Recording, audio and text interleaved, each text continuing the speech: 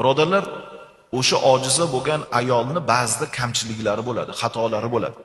Haqiqiy mard yigit ko'zini yumadi shu xatolarga, shu kamchiliklarga yutadi, ko'zini yumadi.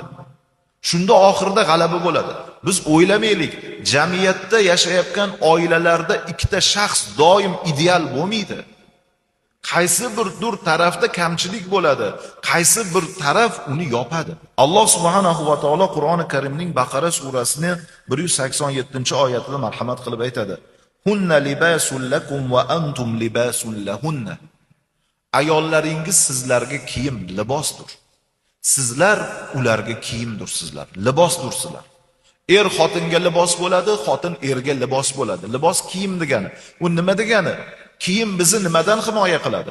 Sovuqdan asraydi, avratimizni yopadi, o'zimizni qulay his qilamiz kiyimning ichida. Er va xotin ham xuddi shunaqa bo'lishi kerak. Biz aytdik, har qanday muammoni yechimi islomda. Payg'ambarimiz sollallohu alayhi va sallamni oilalarida ham hatto shunaqa kelishmovchiliklar bo'lib turgan.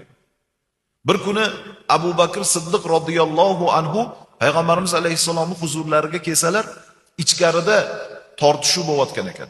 Kim bilan? Oysha radhiyallohu anha bilan. Payg'ambar alayhisalomning ayollari Oysha radhiyallohu anha bilan Payg'ambarimiz alayhisalom bahslashyapti. Bahsda eng baland ovoz Oysha onamizniki ekan. Abu Bakr Siddiq radhiyallohu anhu izn so'rab kiradilar. Qizlari kuyovlari bilan urush